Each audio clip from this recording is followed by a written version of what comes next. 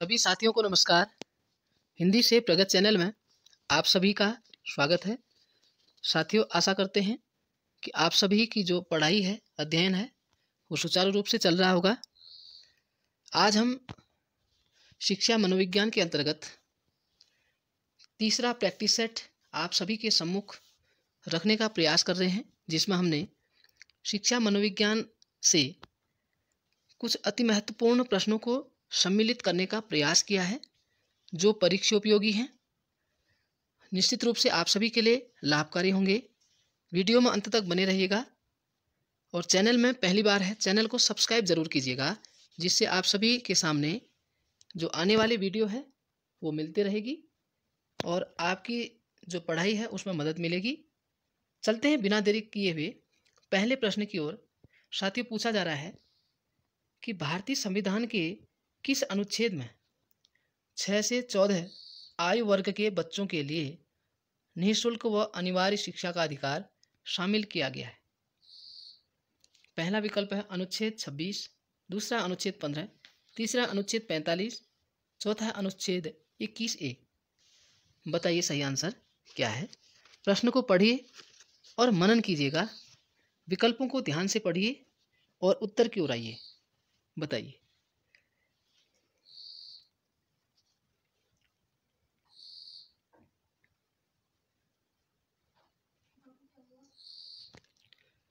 विकल्प है इसका सही, चौथा विकल्प इसका सही है साथियों, 21A। भारतीय संविधान के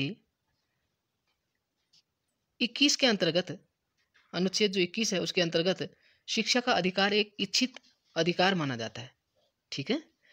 लेकिन वर्ष 2002 में 86वें संविधान संशोधन द्वारा संविधान के अनुच्छेद 21 क को यानी 21A को जोड़कर प्रारंभिक शिक्षा को नागरिकों का एक मूल अधिकार बना दिया गया है।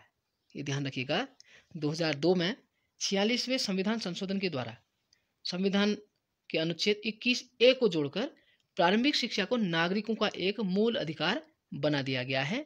इसमें 6 से 14 वर्ष के बच्चों के लिए निःशुल्क व अनिवार्य शिक्षा का प्रावधान है, ठीक है। ये थोड़ा डिटेल में आपने समझा कि जो 2002 में 86वें संविधान संशोधन द्वारा संविधान के अनुच्छेद 21A को जोड़कर प्रारंभिक शिक्षा को नागरिकों का एक मूल अधिकार बना दिया गया और इसमें 6 से 14 वर्ष के बच्चों के लिए निःशुल्क और अनिवार्य शिक्षा का प्राविधान है, ठीक है। चल रहे हैं अगले प्रश्न की ओर। अगला प्रश्न है, क्रेस्मर ने व्यक्ति को निम्न में से किस प्रमुख प्रकार में वर्गीकृत किया है? देखिए, जो व्यक्तित्व के वर्गीकरण में एक नाम आता है क्रेस्मर, यानी क्रेस्मर का, जिन्होंने व्यक्तित्व के जो प्रकार हैं उन प्रकारों में किस प्रकार से उन्होंने वर्गीकरण किया है, इसको आपने बताना है। पहला है कृशकाय यानी दुर्बल, दूसरा सुडोलकाय, तीसरा है गोलकाय, चौथा है ये सभी। बताइए सही आंसर क्या है।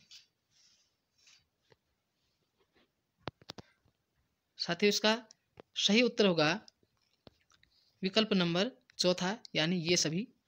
देखिए, जो उन्होंने कृशकाय यानी दुर्बल कहा, उन्होंने कहा कि पतले, छोटे, कमजोर, ये।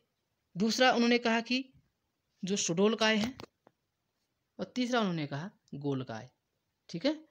3 प्रकार उन्होंने बताए हैं, कृशकाय यानी दुर्बल, दूसरा सुडोलकाय, तीसरा है गोलकाय, ठीक है। इस प्रकार से इन्होंने व्यक्तित्व के 3 प्रकार बताए क्रेस्मर ने अथवा क्रेचमर ने। कई जगह क्रेचमर लिखा आता है, कई जगह क्रेस्मर लिखा आता है, तो ये आप देख लेंगे। चलिए अगले प्रश्न की ओर। अगला प्रश्न है, पिछड़े बच्चों के लिए शैक्षिक उपलब्धि की अवधारणा किसने दी है? बताना है आपने कि पिछड़े बच्चों के लिए शैक्षिक उपलब्धि की अवधारणा किसने दी है। बताइए। पहला विकल्प है मॉर्डन, दूसरा है सोनेल, तीसरा है बर्टन हॉल, चौथा है सिरिल बर्ड। बताइए कि पिछड़े बच्चों के लिए शैक्षिक उपलब्धि की अवधारणा किसने दी है।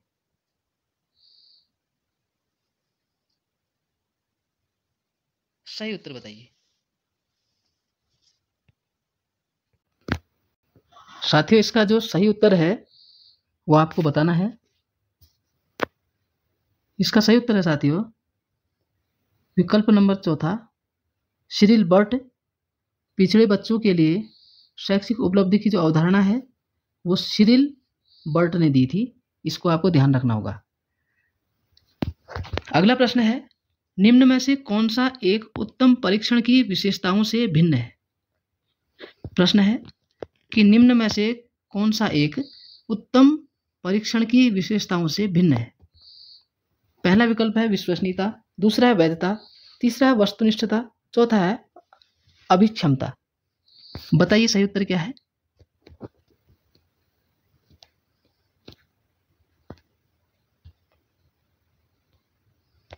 इसका सही उत्तर है साथियों अभिक्षमता।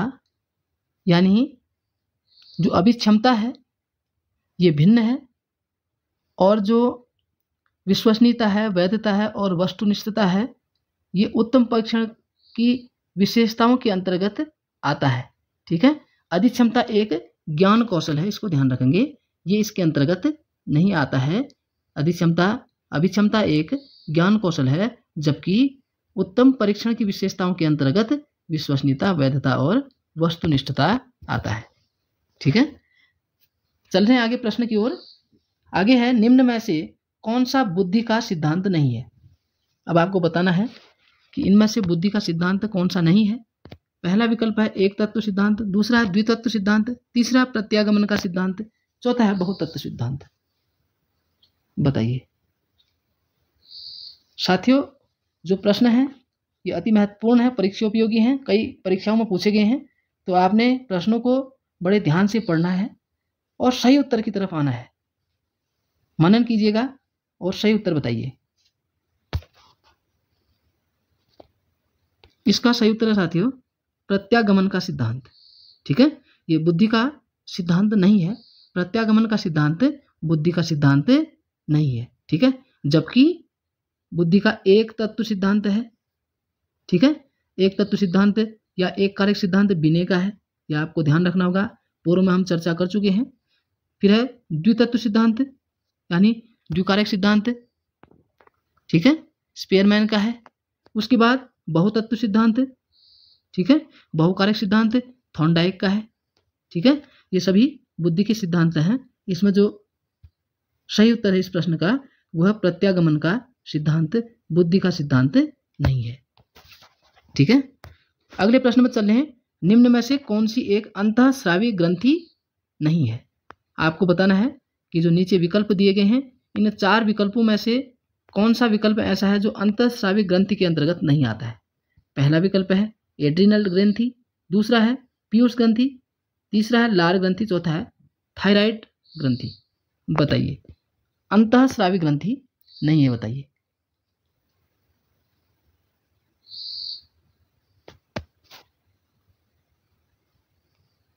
सही उत्तर है लार ग्रंथि। साथियों जो लार ग्रंथि है ये अंतःस्रावी ग्रंथि के अंतर्गत नहीं आती है। ठीक है, देखिए इसके बारे में थोड़ा सूक्ष्म रूप से पढ़ते हैं। लार ग्रंथि अंतःस्रावी ग्रंथि नहीं है। ठीक है, यह एक्सोक्राइन ग्रंथियों नलिकाओं के साथ जुड़ी ग्रंथि है जो लार पैदा करती है। ठीक है, एक्सोक्राइन ग्रंथियों नलियों के साथ जुड़ी ग्रंथि है जो लार पैदा करती है। ठीक हो गया। अब यह कई घटकों से मिलकर बनी होती है और इसमें एमिलेस एक पाचक एंजाइम होता है जो स्टार्च को माल्थेस और ग्लूकोज में विभाजित करता है। कौन? लार ग्रंथि। इसलिए अंतःस्रावी ग्रंथियों की श्रेणी में एड्रिनल ग्रंथि आती है 1, पीयूष ग्रंथि आती है 2 और थायराइड ग्रंथि आती है 3। ठीक है, तो ये जो अंतःस्रावी ग्रंथि नहीं है वो लार ग्रंथि है, इसको आपको ध्यान रखना है। के अनुसार संज्ञानात्मक विकास की द्वितीय अवस्था बताइए। पियाजे के अनुसार संज्ञानात्मक विकास की द्वितीय अवस्था है, पहला विकल्प है ज्ञानेंद्रिय अवस्था, दूसरा है औपचारिक संक्रिया की अवस्था, तीसरा है पूर्व संक्रिया की अवस्था, चौथा है मूर्त संक्रिया की अवस्था। सही उत्तर बताइए।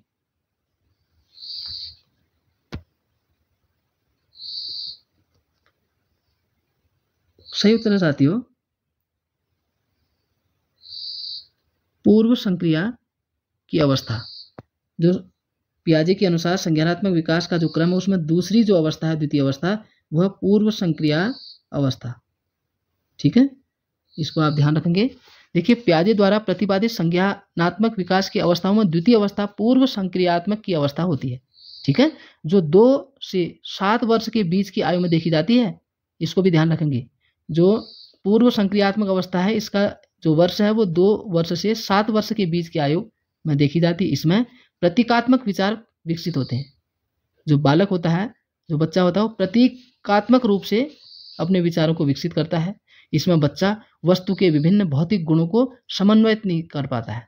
ठीक है, जब 2 वर्ष से 7 वर्ष के बीच का जो समय होता है। ठीक, और द्वितीय अवस्था है पूर्व संक्रियात्मक अवस्था, किसके अनुसार से? पियाजे के अनुसार। अगला प्रश्न है, शारीरिक विकास को प्रभावित करने वाला कारक कौन सा है?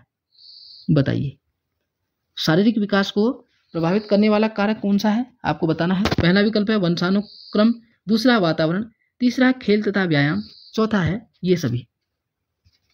सही उत्तर बताइए।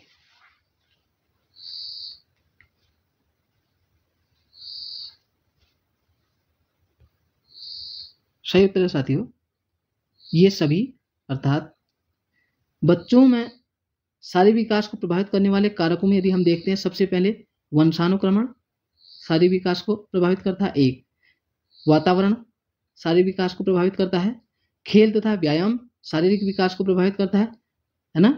तो इसमें बच्चों का शारीरिक और मानसिक विकास सभी इसके अंतर्गत आते हैं। तो इसका जो सही उत्तर है साथियों, चौथा है। जो शारीरिक विकास को प्रभावित करने वाले कारक में है वंशानुक्रम, वातावरण और खेल तथा व्यायाम, ये सभी है। ठीक है, उसके बाद चल रहे हैं अगले प्रश्न की ओर। बुद्धिलब्धि की गणना का सही सूत्र निम्न में से कौन सा है? कई बार बुद्धिलब्धि की गणना के सूत्र के बारे में भी प्रश्न पूछे जा रहे हैं, तो आपको बताना है कि बुद्धिलब्धि की गणना का सूत्र कौन सा है। पहला विकल्प है मानसिक आयु बटा वास्तविक आयु गुणा 100, दूसरा है वास्तविक आयु बटा मानसिक आयु, तीसरा है वास्तविक आयु बटा मानसिक आयु गुणा 100, चौथा है मानसिक आयु बटा वास्तविक आयु गुणा 100। बताइए, बुद्धिलब्धि का जो सही सूत्र है वो क्या है?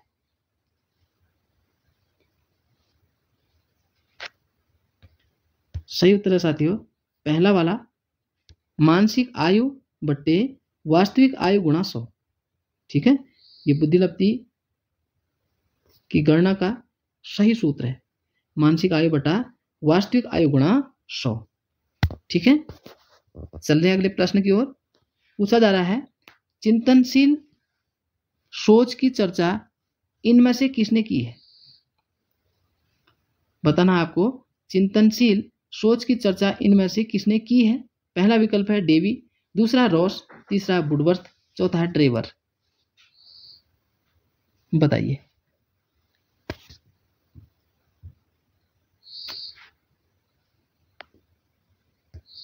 सही उत्तर है साथियों डेवी, यानी चिंतनशील सोच का विचार 1910 में जॉन डेवी ने दिया है। इसको आप नोट भी कर सकते हैं, जो चिंतनशील सोच का विचार 1910 में जॉन डेवी ने दिया है। डेवी की सबसे बुनियादी धारणा यह थी कि सीखने से उस डिग्री में सुधार में होता है जो प्रतिबिंब की प्रक्रिया में उत्पन्न होता है। ठीक है, ये डेवी ने कहा है, और चिंतनशील का जो विचार है वो 1910 में डेवी ने दिया है। उन्होंने कहा कि सबसे बुनियादी धारणा ये है डेवी की कि सीखने से उस डिग्री में सुधार होता है जो प्रतिबिंब की प्रक्रिया में उत्पन्न होता है। ठीक है, इसलिए इसका जो सही उत्तर है वो पहला वाला है। आगे है, आगमनात्मक तर्क के स्तरों में कौन सा शामिल नहीं है? आपको बताना है, आगमनात्मक तर्क के स्तरों में कौन सा शामिल नहीं है। पहला है अवलोकन, दूसरा है प्रयोग, तीसरा सामान्यीकरण, चौथा है कल्पना। बताइए, आगमनात्मक तर्क के स्तरों में कौन शामिल नहीं है? सही उत्तर है साथियों कल्पना। कल्पना आगमनात्मक तर्क के स्तर में शामिल नहीं है। देखिए, आगमनात्मक तर्क के स्तर में कल्पना शामिल नहीं किया जाता है। इसमें अवलोकन एक, दूसरा चिंतन, ठीक है, और विभिन्न प्रकार से प्रयोग, सामान्यीकरण, ये सभी आते हैं। ठीक है, लेकिन कल्पना को शामिल इसमें नहीं किया जाता है। तो इसका जो सही उत्तर है साथियों वो कल्पना है। आगमनात्मक तर्क के स्तरों में कल्पना को शामिल नहीं किया जाता है। ठीक, चल रहे हैं अगले प्रश्न की ओर। पूछा जा रहा है सीखी गई बात को धारण करने और पुनः स्मरण करने में असफल होना कहलाता है। पहला विकल्प है विस्मरण है, दूसरा है स्मरण है, तीसरा है धारण है, चौथा है चिंतन है। बताइए सीखी गई बात को धारण करने और पुनः स्मरण करने में असफल, एक तो सीखी हुई बात को धारण करना और पुनः स्मरण करने में असफल हो जाना, असफल क्या कहलाता है? बताइए।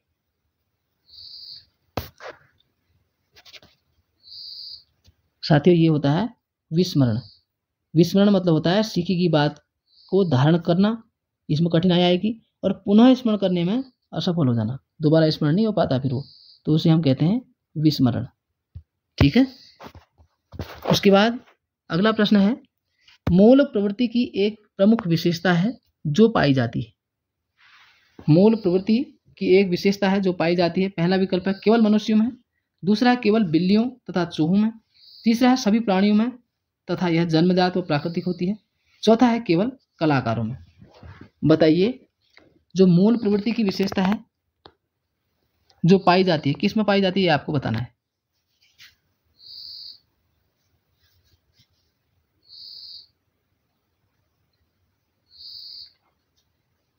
सही उत्तर है साथियों तीसरा विकल्प। जो मूल प्रवृत्ति है सभी प्राणियों में पाई जाती है, ये ध्यान रखना आपने, जो जन्मजात वो प्राकृतिक रूप से प्राप्त होती है। क्या? मूल प्रवृत्ति। ठीक है, ये ध्यान रखिएगा। और इसमें परिवर्तन समाज व वातावरण के प्रभाव से भी होता है जो बाद में होता है। ठीक है, परिवर्तन यदि कहेंगे तो एक तो क्या होता है समाज से होता है और दूसरा वातावरण से होता है। ठीक है, इसको भी आप ध्यान रख लेंगे परिवर्तन को। चल रहे अगले प्रश्न की ओर। पूछा जा रहा है किसी भी बालक के मानसिक रूप से स्वस्थ होने का कारण है। कौन बालक मानसिक रूप से स्वस्थ है यह आपको बताना है, क्या पहचान है उसकी। पहला विकल्प है परिवार का वातावरण, दूसरा है कक्षा का वातावरण, तीसरा है पास पड़ोस का वातावरण, चौथा है ये सभी। बताइए सही उत्तर। साथियों इसका सही उत्तर होगा चौथा वाला ये सभी।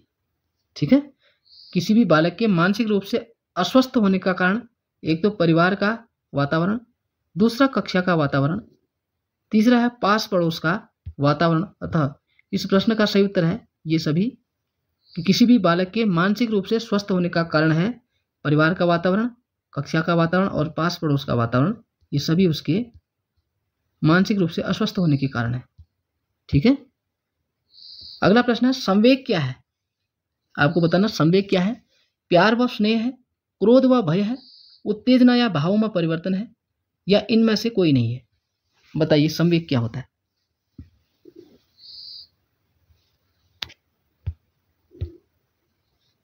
साथियों जो संवेग है वो उत्तेजना या भावों में परिवर्तन है।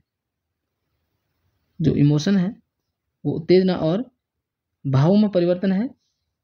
देखिए संवेग जो है प्राणी की उत्तेजित मनोवैज्ञानिक और शारीरिक दशा है, ये भी कह सकते हैं, जिसमें शारीरिक क्रियाएं और शक्तिशाली भावनाएं किसी निश्चित उद्देश्य को प्राप्त करने के लिए स्पष्ट रूप से परिवर्तित हो जाती हैं।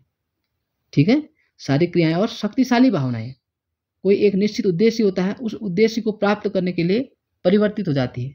ठीक है, उसको हम संवेगों की श्रेणी में रखते हैं। इसका जो सही उत्तर है वो तीसरा है, उत्तेजना या भावों में परिवर्तन जो है वो संवेग के अंतर्गत आता है। आगे है सीखने की प्रक्रिया का प्रथम सोपान है। बताइए सीखने की जो प्रक्रिया है उसका प्रथम सोपान क्या हो सकता है। पाठ्यपुस्तक पठन या रुचि या अनुभव या जिज्ञासा। सही उत्तर क्या है बताइए। इसका सही उत्तर है साथियों जिज्ञासा। सीखने की प्रक्रिया का प्रथम सोपान है जिज्ञासा। यदि जिज्ञासा होगी तो प्रभावशाली रूप से किसी भी विषय वस्तु को सीख पाएगा। जिज्ञासा ही नहीं होगी तो क्या फायदा सीखने का। जिज्ञासा हो जाएगी तो रुचि आएगी, रुचि से उसके पास अनुभव है ना, फिर आगे कई चीज़ें उसके साथ में स्वतः ही आती रहेंगी। तो सीखने की प्रक्रिया का प्रथम सोपान जो होगा साथियों, वो जिज्ञासा होगा। ठीक है, चल रहे हैं अगले प्रश्न की ओर। निम्नलिखित में से कौन सी संस्था सामाजिक परंपराओं के हस्तांतरण में सबसे अधिक योगदान करती है? ठीक है, अब आपको बताना है कि निम्नलिखित में से कौन सी संस्था सामाजिक परंपराओं के हस्तांतरण में सबसे अधिक योगदान करती है। पहला है परिवार, दूसरा है विद्यालय, तीसरा है पड़ोस, चौथा है इनमें से कोई नहीं। बताइए सही उत्तर क्या है, बताइए बताइए साथियों, सही उत्तर क्या है? इसका सही उत्तर है साथियों परिवार। ठीक है, परिवार शिक्षा की एक क्या है, अनौपचारिक संस्था है जो बालक के विकास में एक महत्वपूर्ण भूमिका निभाता है, साथ ही सामाजिक परंपराओं के हस्तांतरण में सबसे अधिक योगदान देता है। कौन? परिवार। ठीक है, तो परिवार एक ऐसी संस्था है जो सामाजिक परंपराओं के हस्तांतरण में सबसे अधिक योगदान करती है। ठीक है, सही उत्तर है परिवार। अगला है पियाजे के अनुसार मूर्त संक्रियाओं का स्तर किस अवधि में घटित होता है? बताइए।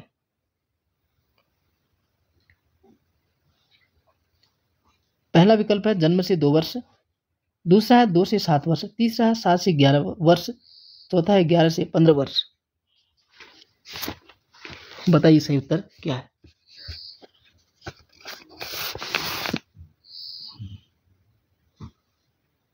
सही उत्तर है साथियों 7 से 11 वर्ष। ठीक है, पियाजे के अनुसार मूर्त संक्रियाओं का जो स्तर है वो 7 से 11 वर्ष का है। इस अवधि में बच्चा मूर्त घटनाओं के संबंध में युक्त संगत तर्क कर सकता है।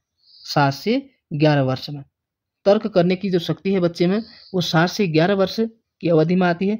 और वस्तु को विभिन्न समूह में वर्गीकृत भी कर सकता है वो, क्योंकि तर्क करेगा तो क्या करेगा, वस्तुओं को विभिन्न समूह में वर्गीकृत भी कर सकता है वो। ठीक है, तो इसको भी आप ध्यान रखेंगे। चल रहे हैं अगले प्रश्न की ओर। बालक में अपराधी प्रवृत्ति के विकसित होने का मुख्य कारण है। देखिए, बालक में जो अपराधी प्रवृत्ति है वो विकसित किन कारणों से होती है ये आपको बताना है। पहला विकल्प है परिवार का वातावरण, दूसरा अनुशासनहीनता, तीसरा है आर्थिक अभाव, चौथा है दोषपूर्ण पाठ्यक्रम। सही उत्तर बताइए।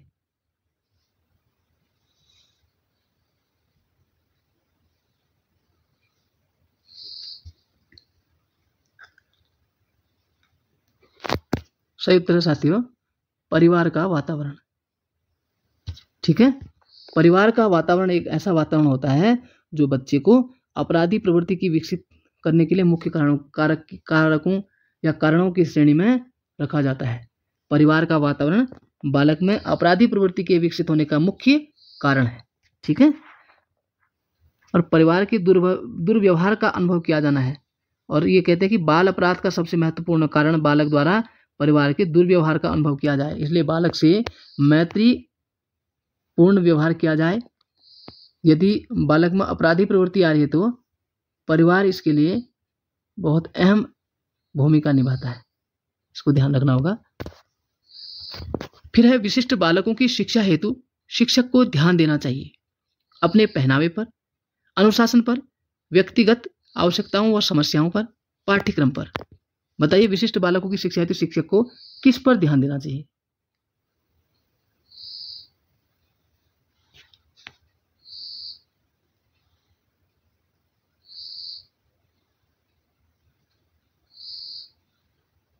सही उत्तर बताइए।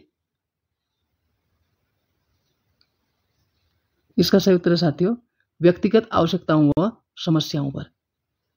ठीक है, विशिष्ट बालकों की शिक्षा है तो शिक्षक को क्या करना चाहिए, उनकी जो बच्चों की जो व्यक्तिगत आवश्यकताएं और समस्याएं हैं उन समस्याओं पर ध्यान देना चाहिए, जिससे कि उनका अधिगम कार्य सरलतापूर्ण हो सके। ठीक है, जो बच्चे हैं उन बच्चों की जो व्यक्तिगत आवश्यकताएं हैं वो क्या है और व्यक्तिगत समस्याएं क्या क्या है, यदि इन दोनों का पता करेंगे तो विशिष्ट बालकों की शिक्षा हेतु शिक्षकों का जो ध्यान है वो सर्वोत्कृष्ट या उत्कृष्ट श्रेणी का माना जाएगा।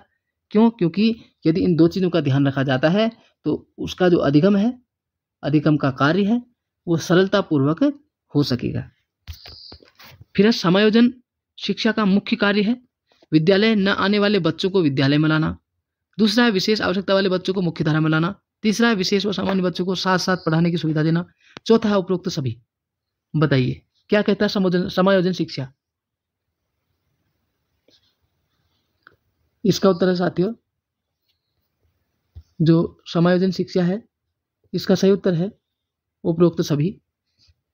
ठीक है, ये क्या कहता है कि विद्यालय न आने वाले बच्चों को विद्यालय में लाना एक, और विशेष आवश्यकता वाले बच्चों को मुख्य धारा में लाना, ये भी समायोजन शिक्षा कहता है। और विशेष व सामान्य बच्चों को साथ साथ पढ़ने की सुविधा देना, ये समायोजन शिक्षा का मुख्य कार्य है। ये तीनों सही उत्तर हैं इसके, अर्थात उपरोक्त सभी इसका सही उत्तर होगा। फिर सृजनात्मक बालक में निम्न में से कौन सा गुण नहीं पाया जाता है? ये ध्यान रखिएगा, पूछा जा रहा है नहीं पाया जाता है। क्या नहीं पाया जाता गुण किसमें? सृजनात्मक बालक में। पहला विकल्प है खोजपूर्ण प्रवृत्ति, दूसरा है अच्छी अंतर्दृष्टि, तीसरा क्रियाशीलता, चौथा है सीमित रुचियां। बताइए साथियों, इसका सही उत्तर है सीमित रुचियां। उसकी जो रुचियां हैं सृजनात्मक बालक की, उनकी जो रुचियां हैं वो सीमित नहीं होती हैं, असीमित होती हैं। तो ये गुण सृजनात्मक बालक के नहीं है। खोजपूर्ण प्रवृत्ति होती है सृजनात्मक बालक की, अच्छी अंतर्दृष्टि होती है, क्रियाशीलता होती है, और रुचियां सीमित नहीं होती है, असीमित होती हैं। ये ध्यान रखना, सृजनात्मक बालक की जो निम्नलिखित में से गुण पूछा गया नहीं है तो वो है सीमित रुचियां। उसके बाद यदि कोई छात्र असामाजिक व्यवहार का प्रदर्शन कर रहा है तो शिक्षक को क्या करना चाहिए? ये सूझबूझ या त्वरित निर्णय प्रत्युत्पन्न मति से जुड़ा हुआ प्रश्न है। यदि कोई छात्र असामाजिक व्यवहार का प्रदर्शन कर रहा है या कर रहा हो तो शिक्षक को क्या करना चाहिए? छात्र को शारीरिक दंड देना चाहिए, उसके व्यवहार का कारण जानना चाहिए, उसे उपदेश देना चाहिए, उसे कक्षा से बाहर निकाल देना चाहिए। बताइए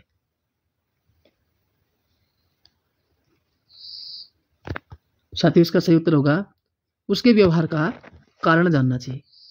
ठीक है, सबसे पहले वो शिक्षक होने के नाते सर्वप्रथम उसके व्यवहार का कारण ढूंढेगा, क्यों किस कारण से बच्चा असामाजिक व्यवहार कर रहा है। ठीक है, और कारण ढूंढने के बाद उसका निवारण होगा। ठीक है, और वह भी अन्य सामान्य छात्रों की भांति अधिगम कार्य कर सकेगा। ठीक है, तो शिक्षक का उत्तरदायित्व बनता है कि उसके व्यवहार का कारण जाने वो कि क्यों बच्चा ऐसा कर रहा है।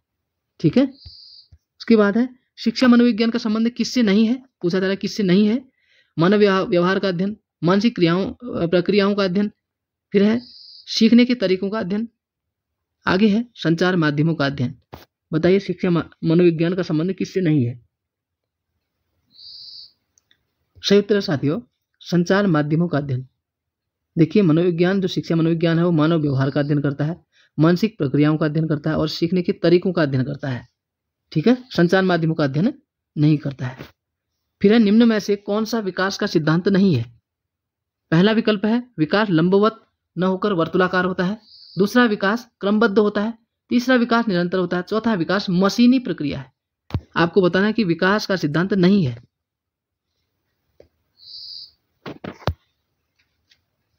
साथियों इसका सही उत्तर है विकास मशीनी प्रक्रिया है। ठीक है, इसको ध्यान रखिएगा। विकास लंबवत न होकर वर्तुलाकार होता है, ये भी सही है। विकास क्रमबद्ध होता है, ये भी सही है। विकास निरंतर होता है, ये ध्यान रखना। वृद्धि एक समय में रुक जाती है लेकिन विकास निरंतर होता है। वृद्धि और विकास के अंतर कभी आपने पढ़े होंगे तो वहां पढ़ा भी होगा ये सब। तो विकास का सिद्धांत नहीं है पूछा गया तो विकास मशीनी प्रक्रिया है, ये इसका सिद्धांत नहीं है। फिर मनोविज्ञान के अनुसार बाल विकास की कौन सी अवस्था सबसे जटिल व कठिन है? आपको बताना है कि मनोविज्ञान के अनुसार बाल विकास की कौन सी अवस्था सबसे जटिल व कठिन है। शैशवावस्था, किशोरावस्था, बाल्यावस्था, इनमें से कोई नहीं। बताइए कौन सी अवस्था सबसे जटिल व कठिन है? साथियों इसका सही उत्तर है किशोरावस्था। माफ कीजिएगा,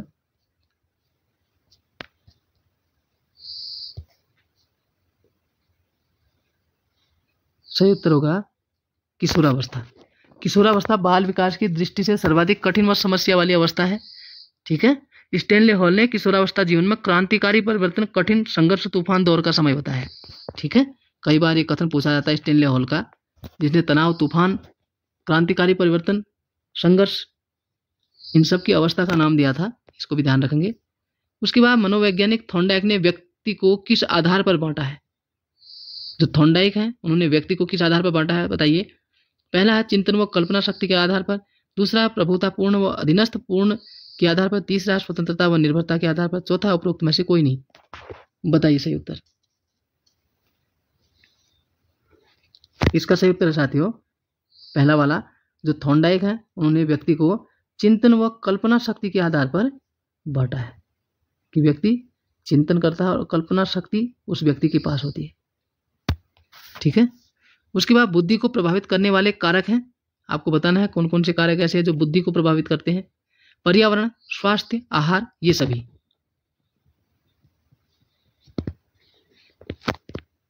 साथियों इसका सही उत्तर है ये सभी, अर्थात बुद्धि को पर्यावरण भी प्रभावित करता है और बुद्धि को स्वास्थ्य भी प्रभावित करता है और बुद्धि को आहार भी प्रभावित करता था। इसका उत्तर है चौथा, ये सभी। उसके बाद है आंशिक दृष्टिदोष युक्त बालक का कक्षा व्यवहार कैसा होता है? वह पुस्तक को आंखों के निकट लाकर पढ़ता है, वह शिक्षक से अक्षर स्पष्ट नहीं दिखने की शिकायत करता है, श्यामपट्ट पर लिखे हुए को नोटबुक में नहीं उतार पाता है, उपरोक्त सभी। बताइए आंशिक दृष्टिदोष युक्त बालक।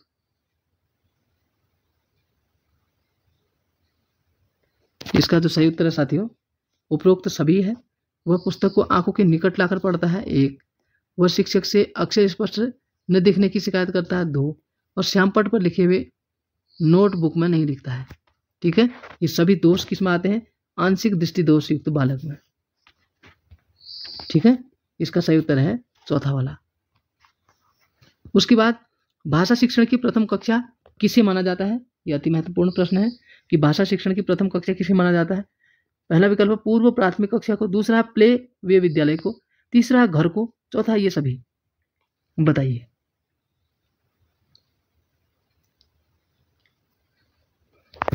इसका सही उत्तर है साथियों घर को भाषा शिक्षण की प्रथम कक्षा माना जाता है। ठीक है। क्यों? क्योंकि भाषा शिक्षण की प्रथम कक्षा के रूप में घर को इसलिए माना जाता है क्योंकि बच्चा घर से ही बोलने तथा सुनने का कौशल प्राप्त करता है।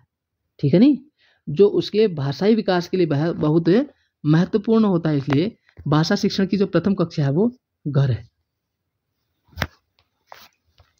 फिर है प्रयास व त्रुटि में सबसे महत्वपूर्ण क्या है? आपको बताना है कि प्रयास व त्रुटि में सबसे महत्वपूर्ण क्या है? अभ्यास, प्रेरणा, लक्ष्य, वाद विवाद। बताइए।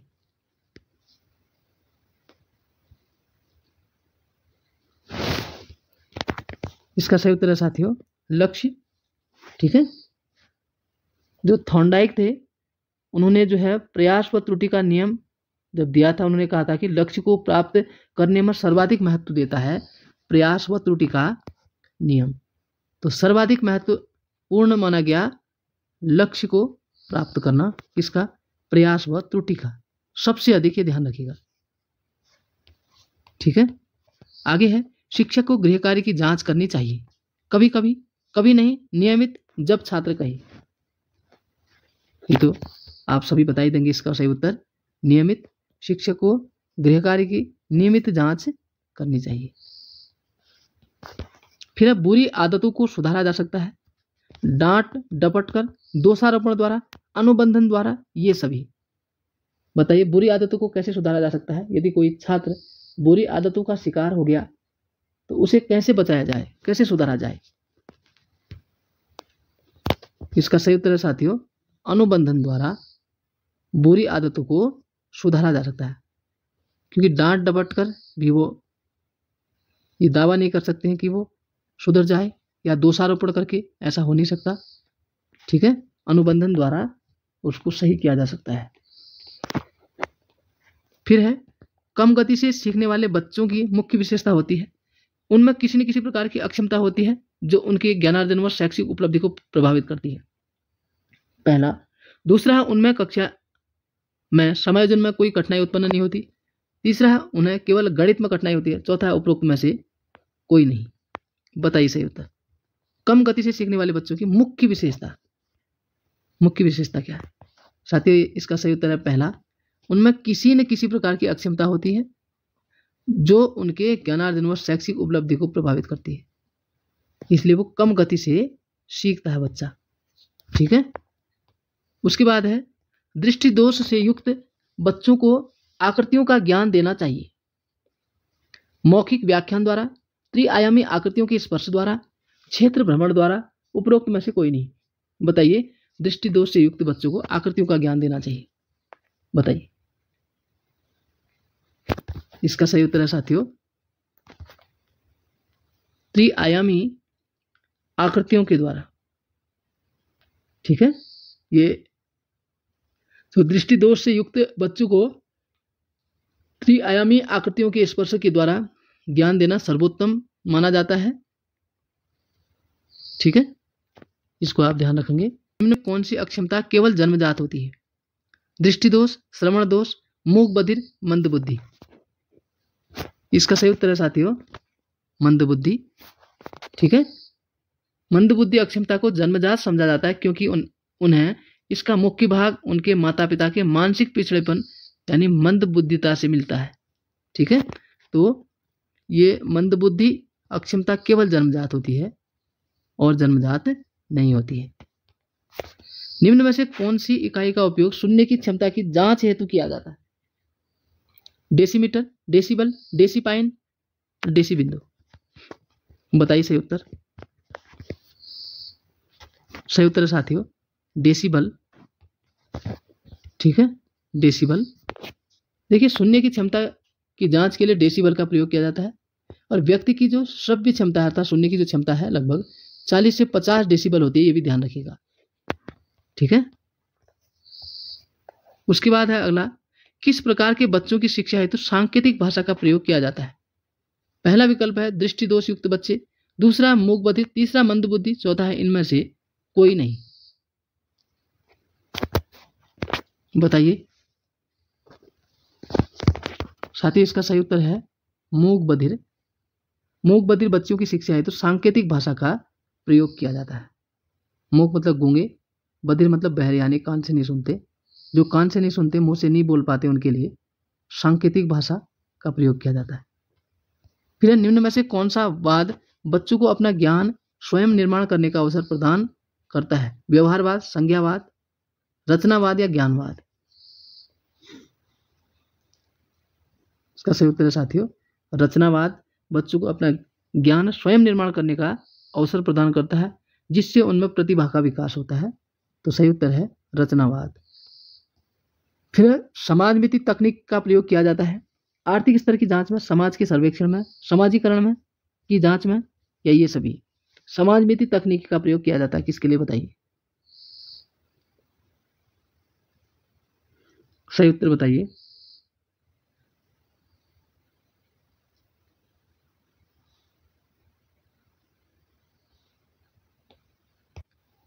इसका सही उत्तर है साथियों समाजीकरण की जांच में। समाजमिति तकनीक का प्रयोग समाजीकरण की जांच में किया जाता है। ठीक है। चल रहे अगले प्रश्न की ओर। निम्न आर्थिक स्तर का प्रभाव निम्न में से किस पर नहीं पड़ता है? आत्मसम्मान पर, सीखने की क्षमता पर, उच्च संस्थान में प्रवेश पर, जीवन यापन पर। बताइए निम्न आर्थिक स्तर का प्रभाव निम्न में से किस में नहीं पड़ता है? निम्न आर्थिक स्तर का प्रभाव। सही उत्तर बताइए। इसका सही उत्तर है साथियों सीखने की क्षमता पर। ठीक है। निम्न आर्थिक स्तर का सीखने की क्षमता पर कोई प्रभाव नहीं पड़ता है क्योंकि सीखना व्यवहार में उत्तरोत्तर सामंजस्य की प्रक्रिया है। ठीक है नहीं, सीखना व्यवहार में उत्तरोत्तर सामंजस्य की प्रक्रिया है, इसलिए निम्न आर्थिक स्तर का प्रभाव सीखने की क्षमता पर नहीं पड़ता है। उसके बाद है एक प्रभावी शिक्षक के लिए आवश्यक है कि वह उच्च जाति से संबंधित हो, उसका उच्च सामाजिक आर्थिक स्तर हो, वह संप्रेषण में निपुण हो, वह कठोर हो। बताइए इसका सही उत्तर है साथियों वह संप्रेषण में निपुण हो। ठीक है। उसके बाद अगला है निम्न में से कौन सी सृजनात्मकता की विशेषता नहीं है? बताना कि सृजनात्मकता की विशेषता नहीं है। मौलिकता, उत्पादकता, अपरिवर्तनशीलता, नवीन ज्ञान की खोज। बताइए सृजनात्मकता की विशेषता नहीं है। सृजनात्मकता की विशेषता क्या नहीं है आपको बताना है।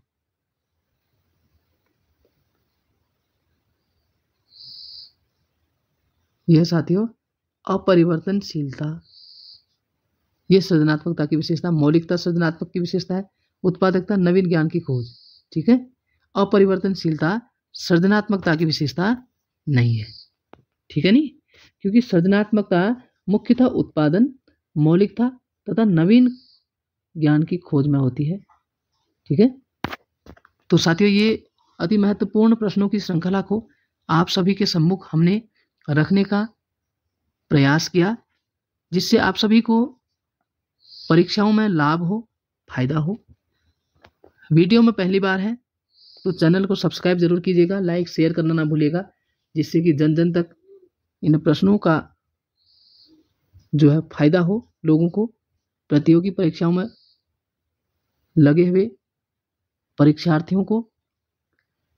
तो साथियों वीडियो में बने रहने के लिए बहुत बहुत धन्यवाद।